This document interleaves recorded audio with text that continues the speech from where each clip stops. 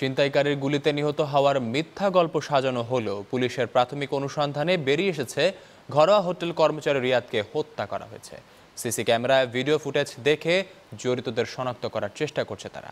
ঘটনার পর থেকে পলাতক হোটেল মালিক সোহেল, তাকে গ্রেপ্তারের চেষ্টা করছে পুলিশ। আরও জানাচ্ছেন ইব্রাহিম খলিল। ২৭ অক্টোবর দিবাগত রাত ১২টা ৪৪ সিসিটিভির ফুটেজে দেখা যাচ্ছে রাজধানীর ওয়ারির স্বামীবাগে একটি নির্মাণাধীন ভবনের সামনে এসে দাঁড়ায় একটি ল্যান্ড ক্রুজার পাজেরো গাড়ি। এর অল্পক্ষণ পরেই ৩ জন ভবনের ভিতরে নিয়ে যাওয়ার জন্য ধরে নিয়ে আসে হত্যাকাণ্ডের শিকার ঘরোয়া হোটেলের কর্মচারী কিশোর রিয়াদ হোসেনকে। তাকে নিয়ে যাওয়া হয় ভবনের দোতলায়। এরপর একটি লাঠি হাতে ভবনের ভিতরে প্রবেশ করেন মতিঝিলের ঘরোয়া হোটেলের মালিক আরিফুল ইসলাম সোহেল। তারপর কেটে যায় ২২ মিনিট। ঠিক রাত ১টা ৭ সিসিটিভির ফুটেজে দেখা যাচ্ছে রিয়াদের লাশ তড়িঘড়ি করে ৩-৪ জন ভবনের ভিতর থেকে বাইরে অন্যত্র নিয়ে যাচ্ছে। এর কিছুক্ষণ পর ভবন থেকে বের হয়ে আসে সোহেল নিজে। এই ঘটনা ধামাচাপা দিতে ছিনতাইকারী গুলিতে রিয়াদ নিহত হয়েছে এমন নাটক সাজাতে অন্য কর্মচারীদের শিখিয়ে দেন সোহেল।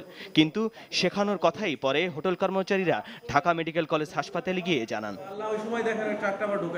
পুলিশ বলছে এরই মধ্যে জসিম নামে এক কর্মচারীকে আটক করেছে তারা। এছাড়া ঘরোয়া হোটেলের মতিঝিল শাখার ব্যবস্থাপক শফিক ও কর্মচারী সহ অন্তত ৪৫ জনকে জিজ্ঞাসাবাদ করার তালিকা তৈরি করেছে তারা। আর সোহেলকে গ্রেফতার করার সর্বাত্মক প্রচেষ্টা চালিয়ে যাচ্ছেন তারা। আমরা নিশ্চিত হয়েছি সব কনসিকুয়েন্স একসঙ্গে করে যে এই হত্যাকাণ্ডটি ঠিক এভাবেই ঘটেছে এবং সাক্ষীরা যেটা বলেছে, চাক্ষুষ সাক্ষী, তারা বলেছে যে সোহেলই তার পিস্তল দিয়ে এটি গুলি করেছে।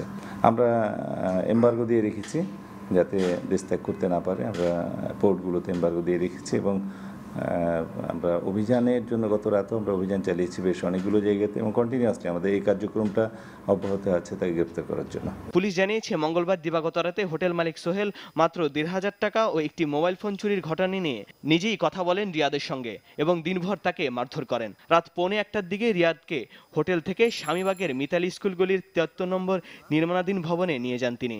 এরপর থেকে বন্ধ রয়েছে ঘরোয়া হোটেলটি। ইব্রাহিম খলিল, নিউজ 9, ঢাকা।